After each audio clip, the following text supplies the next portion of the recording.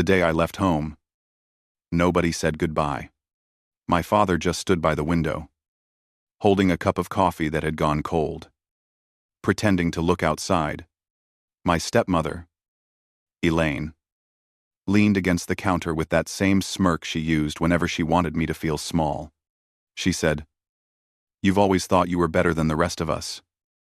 Ryan, maybe you'll find out you're not." I didn't answer. I'd learned long ago that silence hurt her more than anything I could ever say. I zipped the last suitcase, looked around the house I had paid to repair twice, and realized nothing inside belonged to me anymore. The only sound was the hum of the refrigerator and the rain tapping against the window. When I was 22, I thought family meant loyalty.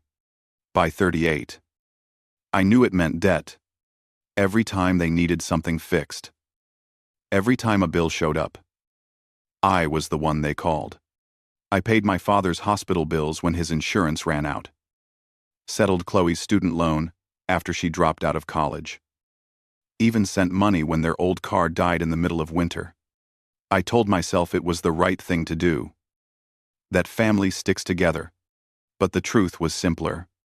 They used me because I let them. I loaded the suitcases into my truck. The driveway was still wet from last night's storm. My father opened the front door halfway, but didn't step out.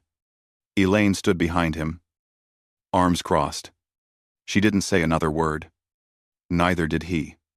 I waited a few seconds, hoping for something, anything that sounded like love. It never came. I started the engine.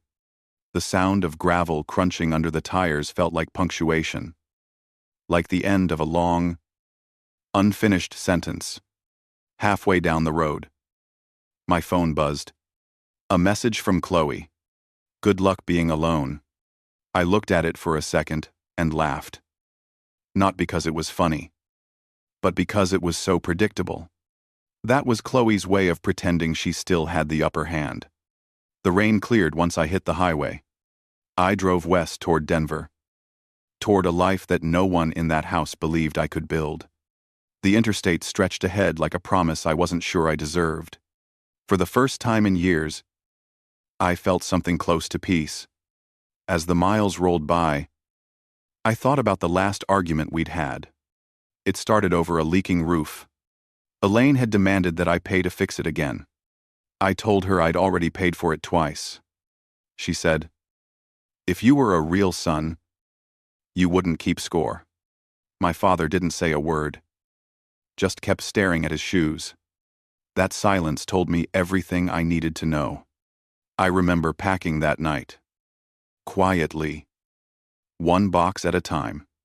I left behind the old tools in the garage, the ones that had belonged to my real mother. Elaine had sold most of her things after she died, but those tools had somehow survived. They were the only things I wanted to take, but even touching them felt wrong. So I left them. Some ghosts don't need to follow you. As I crossed into Indiana, the sky opened up again, this time with sunlight. I pulled over at a gas station, grabbed a coffee, and sat in the truck watching people move around me. Families, couples, kids laughing. It was strange, seeing how easily other people fit together when mine had been breaking apart for decades. My Aunt Karen had once told me, "Sometimes family isn't who shares your name. It's who shows up when everything else falls apart." She was the only one who ever called to ask how I was doing.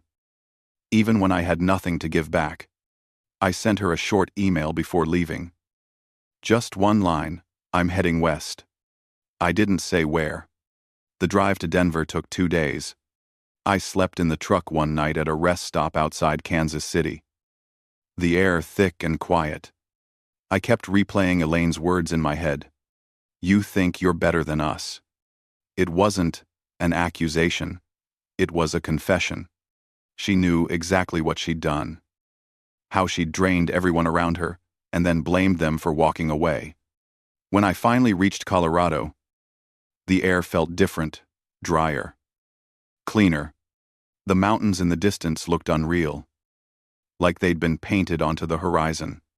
I rented a small apartment in downtown Denver and started my new job at Helix in Biotech the following week. For the first time, I had a place that was mine. No debts, no expectations, just quiet. But the quiet was dangerous too. It made room for memory. Every night, I'd lie awake, thinking about the house in Ohio. I wondered if my father ever fixed that roof. I wondered if he'd ever realized how much I'd done for him. Then I'd think about Elaine's smirk and Chloe's message. And I'd remind myself why I left. One evening, a thunderstorm rolled through Denver. The sound of rain against the window was exactly like it had been that last night in Ohio. I stood there, coffee in hand, watching it fall. For a second, I almost called my father. My finger hovered over his name in my contacts list. Then I locked the phone and set it down. Some bridges burn twice. Once when you walk away, and again when you try to look back. That night, I wrote down everything I'd spent on them over the years. Every dollar. Every favor. Every apology that wasn't mine to give. The list filled 2 pages. I folded it, put it in a drawer, and told myself it was the last audit I would ever do for them. The next morning, I woke up early, packed for work, and walked out into the crisp Colorado air. The sun was bright. The streets quiet. For the first time, I didn't feel guilty about choosing myself. I just felt free. Still, as I started the car, a single thought lingered. People like Elaine never really let go.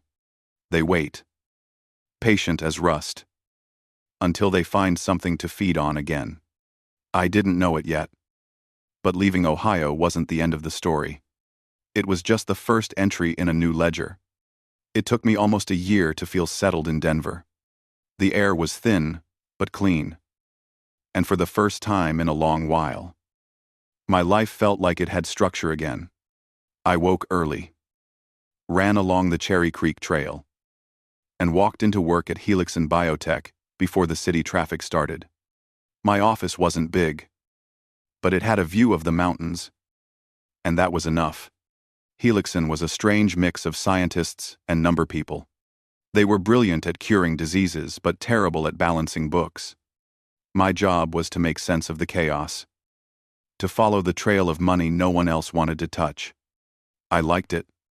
Numbers made sense. People didn't. The first person who really talked to me there was Mason Reed, one of the IT engineers. He was the kind of guy who always had a half grin, like he knew a joke you hadn't heard yet. We worked late on the same audit one night, and he asked if I ever missed Ohio. I told him not even a little. He nodded like he understood. Weeks turned into months. I stopped checking my phone for messages that never came.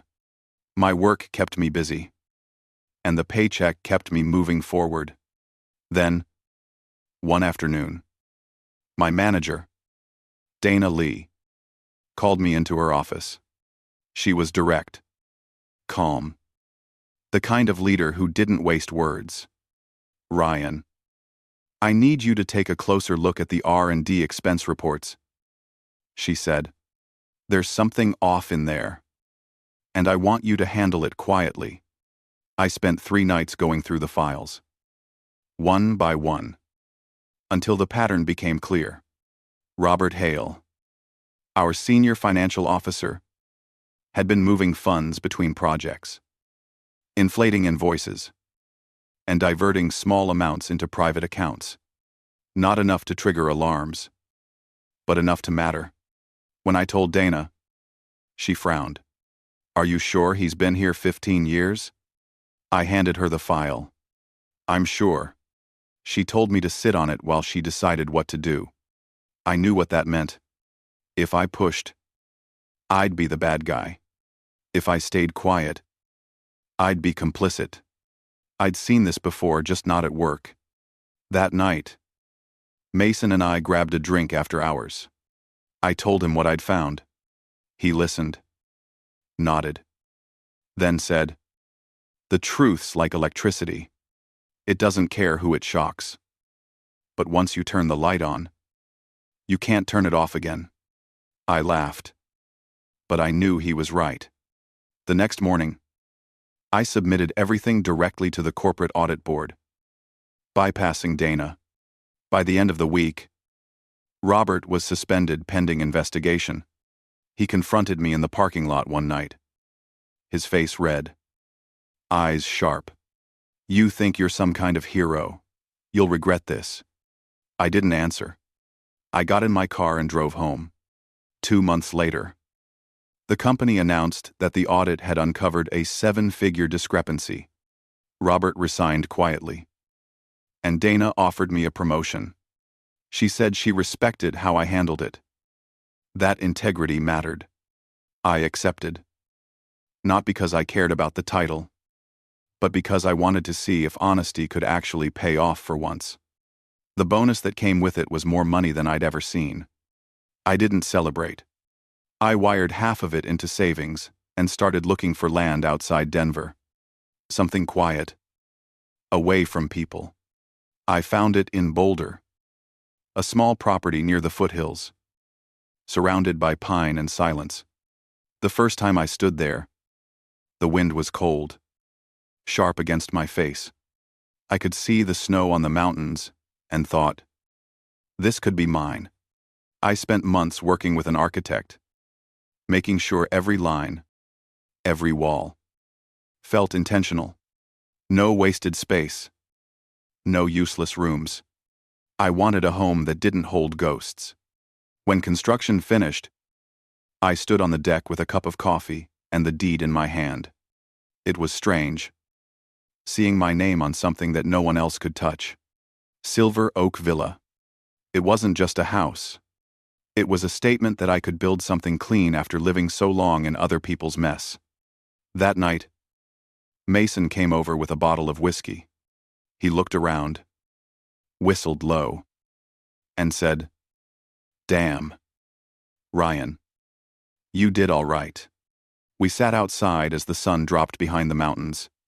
I told him how sometimes I still woke up expecting to hear Elaine's voice, or my father asking for help. Mason said, "That's what happens when you spend years fixing everyone else's problems. Takes a while to remember which ones are yours." It was quiet for a while, just the sound of the wind through the trees. Then he said, "You ever think about telling them where you are?" I shook my head. They made their choice. He didn't argue. Mason was good at knowing when to stop talking. The next morning, I got an email from an unknown sender. The subject line was empty. The body said, "You think running makes you clean? They'll find you soon enough." No name. No signature. Just those words. I deleted it. But something about it stuck with me. Maybe it was paranoia. Or maybe it was guilt. But for the first time in years, I felt the old unease return. That evening, I walked through every room of the villa, testing locks, checking windows, listening for sounds that weren't there. Everything was perfect. Sealed. Mine. And yet I couldn't shake the feeling that someone, somewhere, was watching and waiting. Before going to bed, I stood outside on the deck. The valley was dark, except for the faint lights of Boulder in the distance. I told myself it was nothing, that the past was too far away to matter now. But deep down, I knew better. People like Elaine don't just disappear. They wait. They plan. And sooner or later, they knock. It had been almost 2 years since I'd last heard my stepmother's voice. But I still found myself glancing at my phone every time an unknown number flashed on the screen. The email from months before lingered in my mind. But nothing ever came of it. Eventually, I convinced myself it was just some scam or a cruel coincidence. Life had gone quiet again, and I was learning to trust that quiet. Mornings started the same way now. Coffee. A walk with Nova along the ridge. the world turning pink over the mountains. I liked the routine. It was steady, predictable, safe. Helixon let me work partly from home, which suited me fine. Numbers didn't need an office. They just needed order. One Friday, while reviewing a project ledger, my phone buzzed. It was Aunt Karen. She didn't call often, and when she did, it was usually bad news. I answered, already bracing myself. Your dad's not doing well. Ryan. He's been in and out of the hospital. Elaine doesn't tell anyone much. But he looks thin. I stayed silent for a few seconds. Finally, I asked, what about Chloe? Same as ever. Always a story. I think she's still chasing some influencer nonsense. And she's behind on her mortgage again. I said, thanks for letting me know. You should call him. Ryan. I'll think about it. But I didn't. After we hung up, I stared at the coffee in my mug until it went cold. The truth was, I didn't know what to say to my father anymore. There was a time when I would have dropped everything. Wired money. Fixed whatever mess he'd gotten dragged into. But that time was gone. That night, Mason came by with takeout. We ate in silence for a while until he said, you've been somewhere else lately. Family stuff. I said, the Ohio kind. Yeah. He leaned back in the chair. You can't fix them. Man. You tried. It broke you. And now you're free. Don't go back there. I gave a small laugh. I'm not planning to. But something in me was unsettled. The idea of my father sick while I lived in this perfect house felt wrong. Even if he'd never done much to protect me, guilt was a quiet thing. And it had a way of sneaking in through the cracks. A week later, I was in a meeting when my phone started vibrating nonstop. When I finally checked it, there were dozens of missed calls. All from unknown numbers. The last one had a message attached. It was a link to a live video. I tapped it. Chloe's face filled the screen. She was crying. Or pretending to. Behind her, I could see the old house in Ohio. The caption read, my brother abandoned us. Dad is sick and broke while he lives rich in Colorado. I froze. Thousands of viewers were watching. She was talking about me by name. Every lie rolled off her tongue like a performance. I turned the phone off, set it on the desk, and sat there in silence. When Mason walked into my office later, he saw my face and frowned. What happened? I showed him the video. He watched for a moment, jaw tightening. Then he said, well, she's not wrong about the rich part. I didn't laugh. It's not about that. It's that she knows exactly how to make it look real. He nodded. You gonna respond? No. That's what she wants. He leaned forward. Then at least protect yourself. Set everything up right. That night, I met with Michael Grant, the lawyer who had handled my property deal. I told him I wanted to protect my assets, everything. He listened carefully, took notes, and said, the best option is to move the estate into a living trust. You'll still have control. But no one can touch it. Not family. Not creditors. We spent weeks going through paperwork. Signatures. Legal jargon. Mason helped me with the tech side. Setting up digital protections. We built a structure so tight that even if someone tried to sue me, they'd get nowhere. Silver Oak Trust became its own entity. Once everything was finalized, I felt lighter. For the first time, I wasn't worried about losing what I'd worked for. A few days later, Aunt Karen called again. Ryan, did you see what your sister posted? I hesitated. Yeah. She's telling people you stole from your dad. I don't believe it. But people here talk. I rubbed my eyes. Let them talk. Truth doesn't travel as fast as gossip. She sighed. You sound just like your mother. That caught me off guard. She said the same thing once. Karen continued.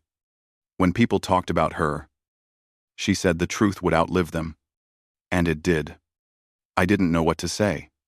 After we hung up, I sat outside with Nova, staring at the sunset. The wind carried the faint smell of rain, and the sky looked bruised, streaked with orange and gray. I thought about the past again, the nights I'd stayed up fixing things for everyone else. The mornings I'd woken up to new demands. I thought about the way my father used to smile when I handed him money. Like gratitude was a foreign language he didn't need to speak. I went back inside and opened my laptop. Chloe's video had gone viral. Comments flooded in. Some sympathetic, others vicious.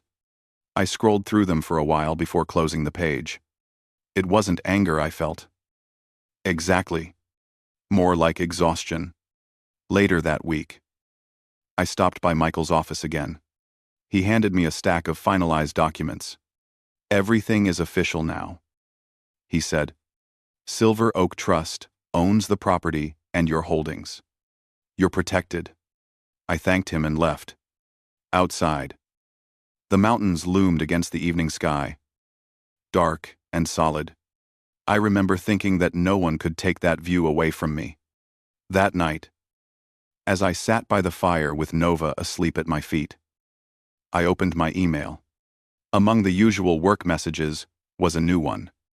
No subject. No sender name, I recognized.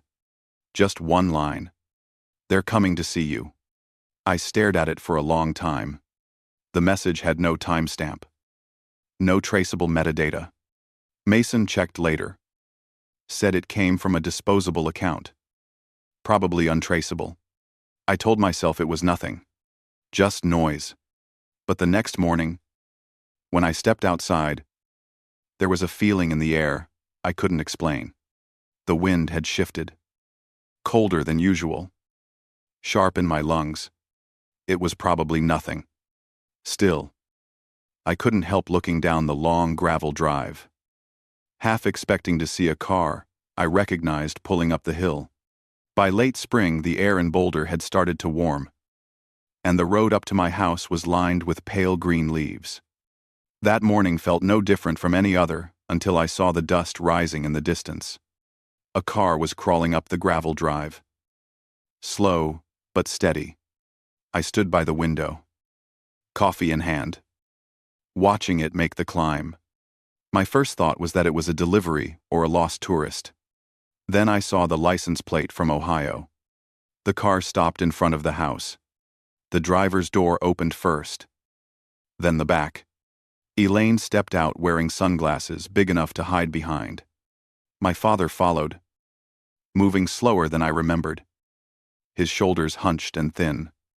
Then Chloe appeared, dressed like she was about to start another video. Phone in hand. My stomach sank. I didn't open the door right away. They rang the bell twice. And when I finally did, Elaine smiled like nothing had ever happened. Ryan, she said. Her voice sticky, sweet. It's been too long. I didn't invite them in. What are you doing here? She laughed softly. Can a mother visit her son? You're not my mother. That wiped the smile from her face for a second before she recovered. We just wanted to see you.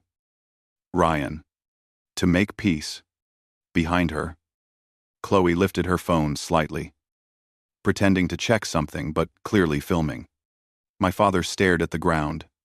He looked smaller, older. I stepped aside. Fine. 10 minutes. They walked in like they owned the place. Chloe gasped at the view through the glass wall. Dad? Look at this. It's insane. She spun the phone slowly, narrating under her breath. Elaine took in the furniture, the open space, the quiet hum of money. I could almost hear her calculating.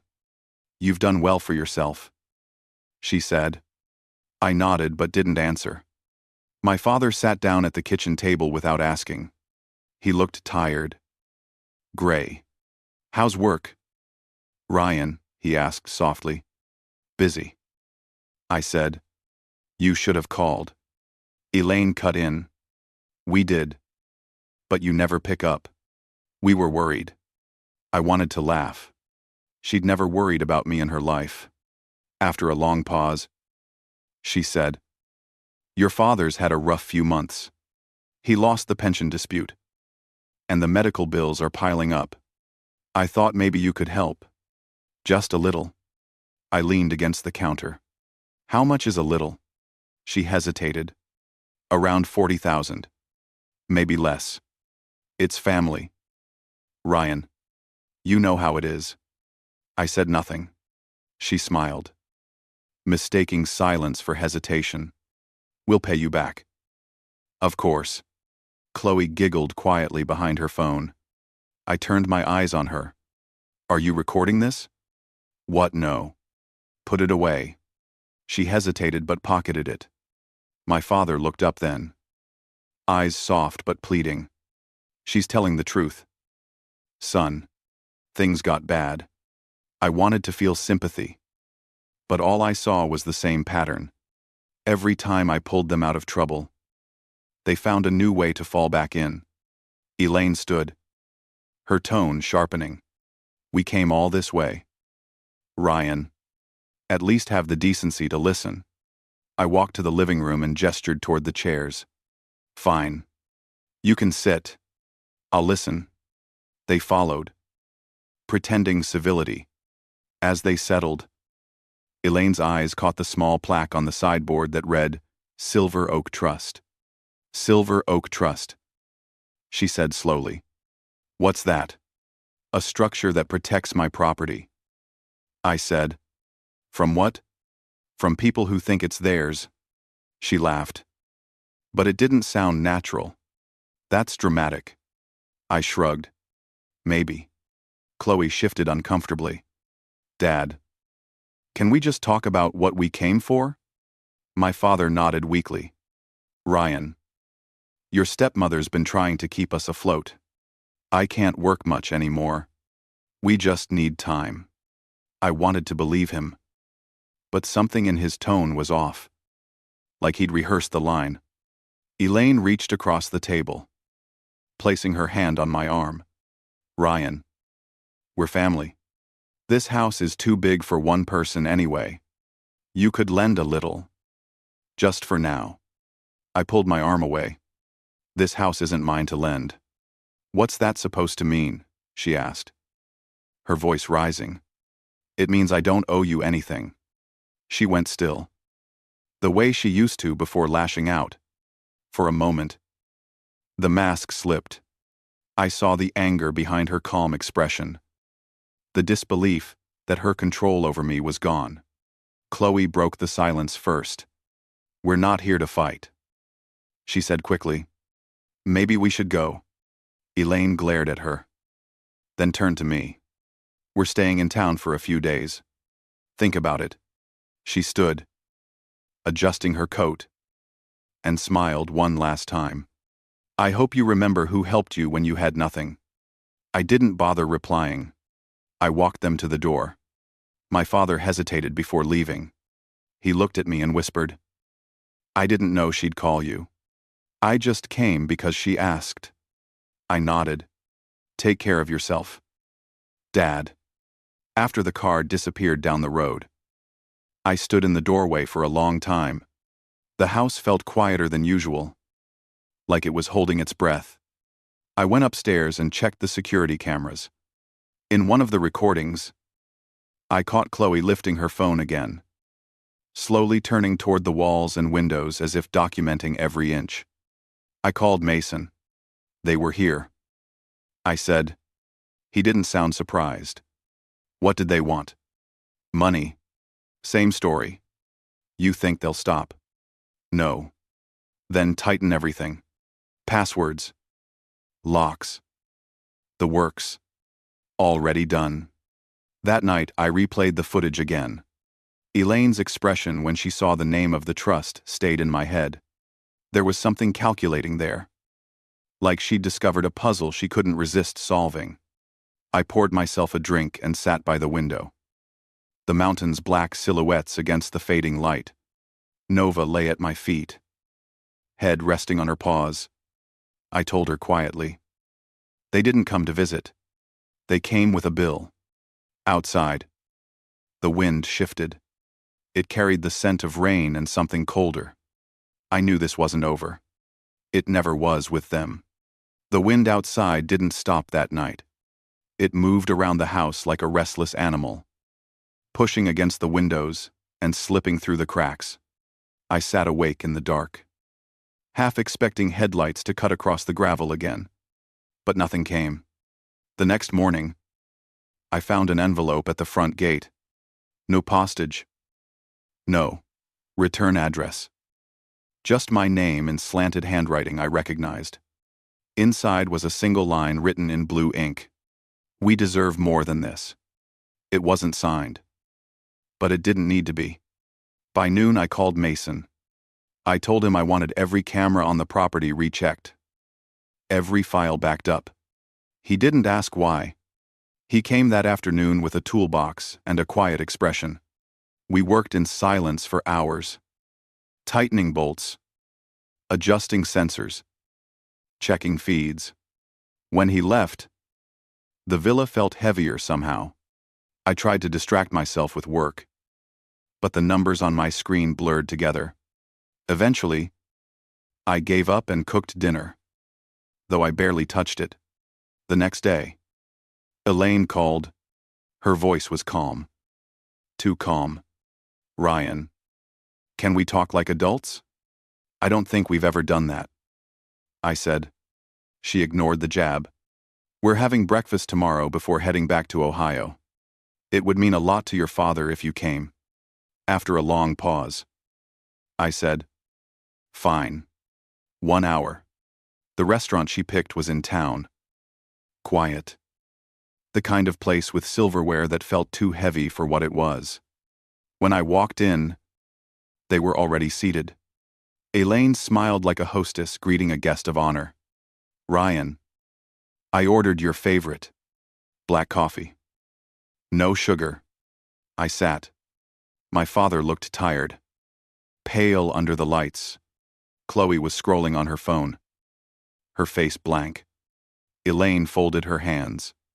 We came here hoping for understanding. That's one word for it, I said. She exhaled slowly. Look, maybe we didn't treat you fairly. Maybe things were complicated. But holding grudges doesn't help anyone. I leaned back in my chair. Is this about the 40,000 again? She blinked. It's not about money. Then what is it? She hesitated, then smiled. We saw the plaque in your house. The Silver Oak Trust. Sounds impressive. I stared at her. We just want to understand what that is. You always were so secretive about finances. My father finally spoke. Ryan, we're just worried. People take advantage when they know you've got things. I laughed quietly. You mean, like family? Elaine's face stiffened. That's not fair. It's accurate, I said. Chloe put her phone down. Maybe we should just go. No. Elaine snapped. Ryan needs to hear this. She leaned forward, voice low and sharp. You think you're untouchable because you hid your money behind lawyers. But families share. You owe your father that. I opened the folder I'd brought with me and placed it on the table. Inside was a stack of printed statements. What's this? She asked. Every dollar I've spent helping you. Hospital bills, repairs, loans, tuition. It adds up to 78,000. Elaine flipped through the pages, her hands trembling. You kept records. I'm an auditor. Elaine, it's what I do. Her face went red. That's disgusting. You sound like a stranger. I pointed at my father. I paid for every surgery, every medication. I bailed Chloe out of debt twice. You think I forgot? My father looked at the papers, eyes wide. I didn't ask you to. No. But you let her. Elaine's voice rose. You think this makes you righteous, you think money fixes loyalty. I stood up. I think it pays off debts. I pulled my phone from my pocket and tapped the screen. A video appeared on the small display. Elaine froze as she saw herself on the screen. Standing at a bank counter. Withdrawing money from an account under my father's name. You filmed me, she whispered.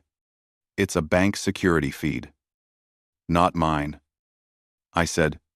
I found it while closing his old account. My father looked between us. Confusion and shame mixing on his face. Elaine. What is that? She stood abruptly, knocking her glass over. Enough of this. We're leaving. Chloe grabbed her purse. Her hands shaking. Dad. Come on. He hesitated. Then followed. Elaine turned back once. Her voice tight. You're not done with us. Ryan. Not by a long shot. I sat there alone as the waitress came by with the check. She glanced at the mess on the table and didn't ask what happened. I paid and left without looking back. The drive home felt longer than usual. The sky over Boulder was heavy with clouds. And the wind had picked up again. By the time I reached the villa, rain had started falling in thin, sharp lines. I poured a drink and turned on the security monitor. Mason had updated the system earlier that week, so every feed was crisp.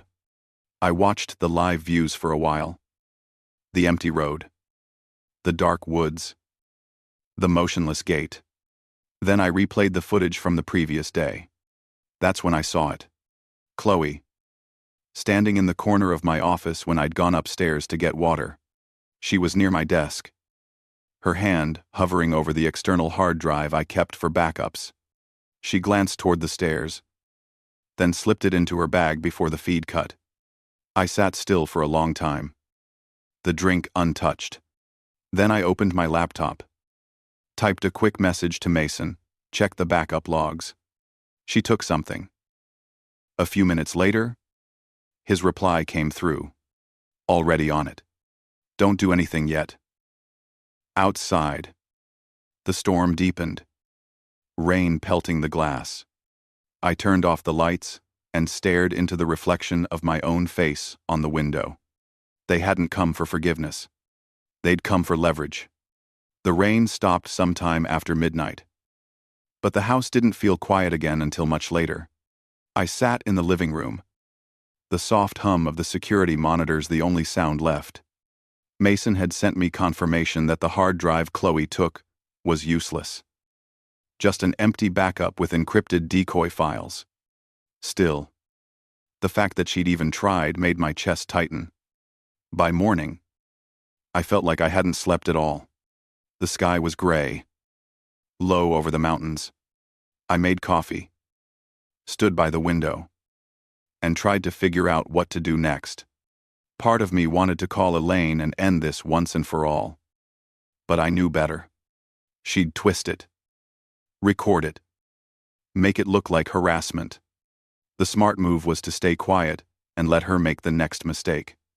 At noon, Mason called. His voice was calm but serious. You might want to check your email. I opened my laptop. There it was. An anonymous message with an attachment. It was a video clip edited. Grainy. Chloe's voice narrating over footage of my house.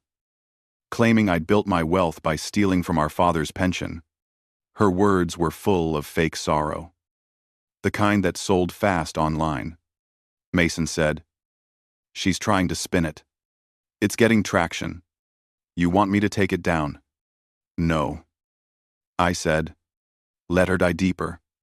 That evening, I went over every legal protection Michael had set up. The Silver Oak Trust was airtight. Every asset, from the property to the company shares, was legally separated from me as an individual. If Elaine or Chloe tried to sue, they'd get nothing. But part of me wondered if that was enough. Around 9.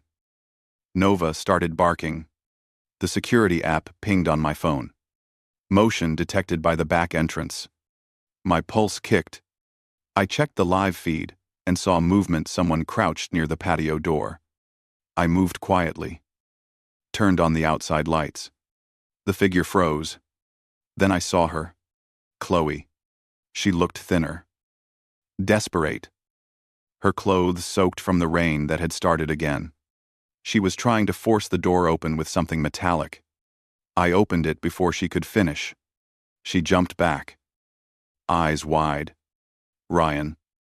"Wait," she said, trembling. "I just need to talk. You broke into my house." "No. I wanted to understand why you hate us." Her voice cracked. But there was something rehearsed in it. Her eyes darted around, scanning the room. The shelves. The desk. She was looking for something. I said, "You already took what you came for."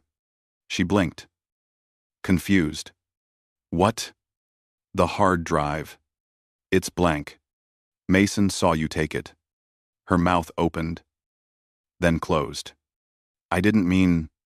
"Save it." For a long moment, neither of us spoke. Rain beat against the glass behind her. I said quietly, "Chloe, I don't hate you. I just stopped letting you use me." Her face twisted, tears welling up. "You think you're better than us?" "No. I think I learned faster." Nova barked again, and she flinched. I pointed toward the door. "Go home. If you ever step on this property again, I won't be the one you answer to." She hesitated, then ran out into the night. I watched her car taillights vanish down the winding road until the darkness swallowed them. When I turned back inside, the house felt colder. I sat down, hands still shaking slightly. Mason called a few minutes later, his tone sharper now. "You okay?" "She came here," I said. "Tried to break in." "Did you call the police?" "Not yet." "You should. At least file a report. Keeps the record clean if things go south." I agreed. Hung up and made the call. The deputy who arrived later was polite, efficient. He took my statement, wrote everything down, and said he'd log the incident. When he left, I stood in the doorway, listening to the rain again. I knew this wasn't the end. People like Elaine didn't stop when they were losing. They doubled down. 2 days passed quietly. Then, just as I was beginning to breathe again, another email arrived. It was from Elaine's address this time. The subject line read, "We're not finished." The message was short. "If you won't help your family, the world deserves to know who you really are." Attached were screenshots of falsified financial records, fake documents meant to make it look like I'd embezzled funds from Helixon. I called Michael immediately. He told me to forward everything, not to respond. His voice was steady. "Ryan, this is extortion. We'll handle it. Stay quiet." That night, I sat outside on the deck with a blanket around my shoulders, watching lightning crawl over the valley. Nova rested her head on my knee. I whispered, "We're fine. We've done everything right." But it didn't feel true. The next morning, Mason called again. The company had received an anonymous tip accusing me of manipulating internal accounts. HR had launched a formal inquiry. "You've got to be kidding." I said, "They'll clear it fast." He said, "Dana knows you. She won't buy it." Still, the weight of it pressed down. I'd worked years to build that reputation, and now a few forged papers could undo it. I spent the rest of the day sending Michael every document I had, every log, every receipt. He filed a cease and desist against Elaine and Chloe through their last known addresses. By nightfall, the inquiry was suspended. Helixson's auditors had verified everything. My records stayed clean. Michael called later. Almost amused. They just handed us the evidence we needed. This will come back on them. I thanked him and hung up. For the first time in days, I felt a strange kind of peace. Not relief. Exactly. But closure starting to take shape. As I turned off the lights and walked upstairs, I caught my reflection in the glass. The same house. The same man. But the silence felt different now. Not empty. Just earned. I told myself that would be the last time they'd cross that line. But deep down, I knew Elaine wasn't done losing yet. The news broke 3 weeks later. I was eating breakfast when Mason called. His voice clipped, but oddly satisfied. "You should check Channel 9," he said. Then he hung up. I turned on the TV. The morning anchor was talking about an ongoing fraud case in Ohio, involving a woman accused of falsifying financial records and using online defamation to solicit money from followers. They showed Elaine's photo. Chloe's too. The headline read, "Mother and Daughter Under Investigation for Online Extortion Scheme." I didn't move for a while. The coffee went cold in my hand. It wasn't joy I felt. Not really. Just a strange, hollow relief. Like a fever breaking after days of heat. By afternoon, the calls started coming. Dana from Helixson wanted to assure me the company had my back. Michael said the authorities in Ohio had contacted his office for verification of the forged documents. Mason just texted one line, "Told you she'd dig her own hole." For the next few days, I avoided the news. But it kept finding me anyway. Online articles. Headlines shared by coworkers.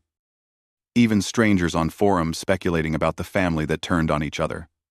I stayed quiet. I didn't need to defend myself anymore. A week later, there was a knock at my door. When I checked the camera, I saw my father standing there, shoulders bent, holding a small suitcase. I opened the door, unsure what to say. He looked older than before, the lines deeper around his mouth. "Ryan," he said softly. "Can we talk?" I nodded. "Come in."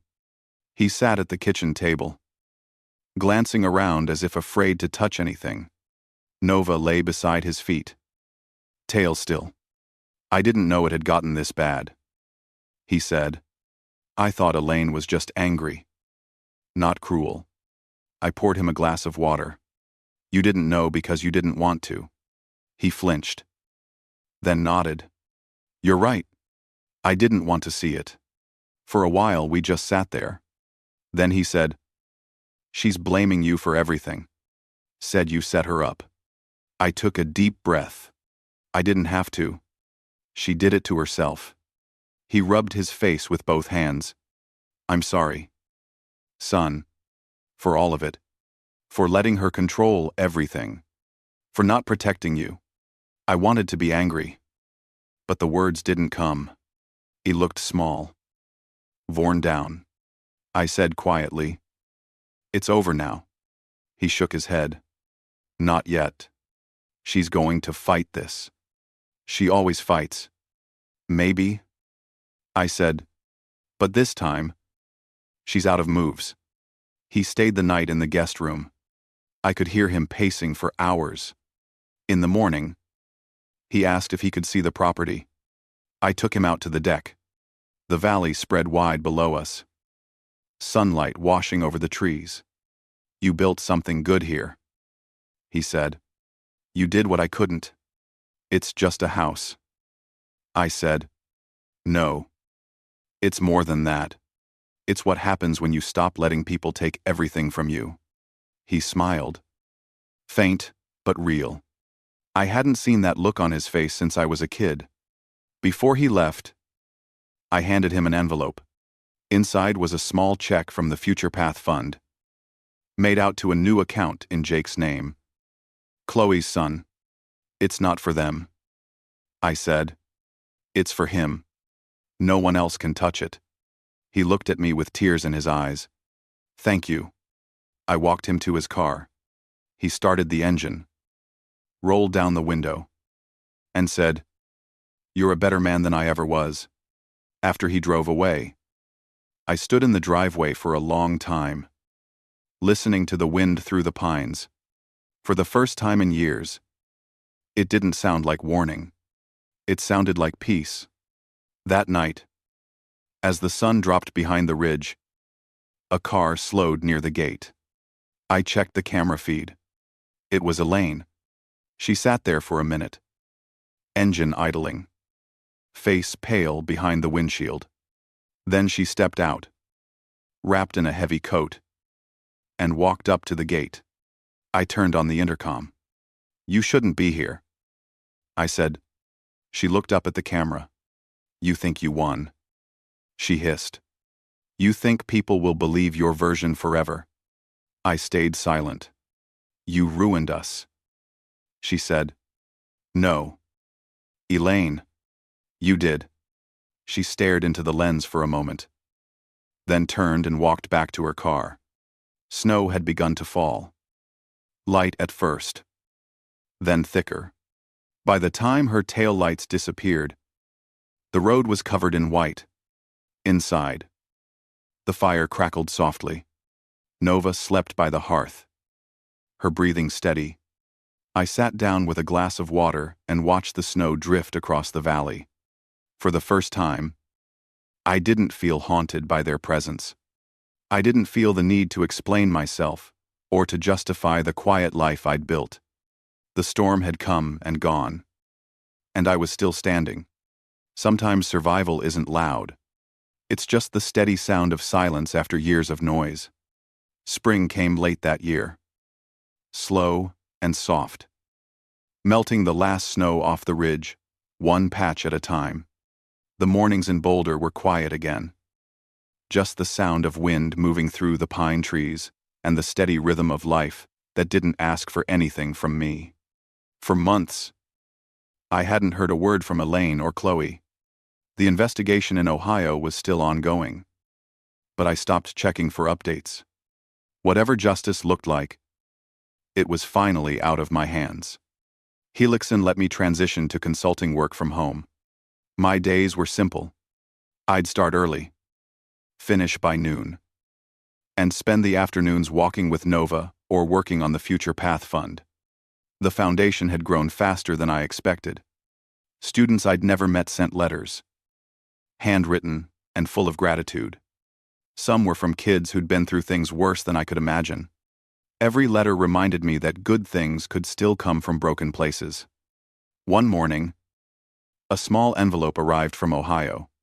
The handwriting was familiar but shaky. It was from my father. The note inside was short. "I'm back home. Son, I'm helping at the community garage again, trying to fix what I can, one piece at a time.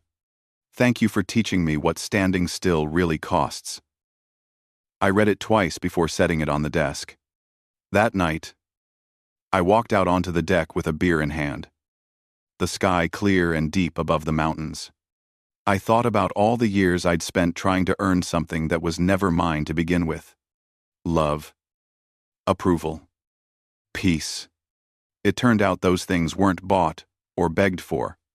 They were built, quietly, through boundaries and distance. A few weeks later, I flew back to Ohio.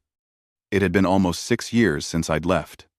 The town looked smaller, the streets more faded than I remembered. My father met me at the old diner near the edge of town. He looked older, but lighter somehow, like the weight had finally slid off his shoulders. We didn't talk about Elaine or Chloe. We talked about cars, about the weather, about the Cleveland Browns still losing. Then, as we finished our coffee, he said, "You ever think about forgiving her?" I took a long breath.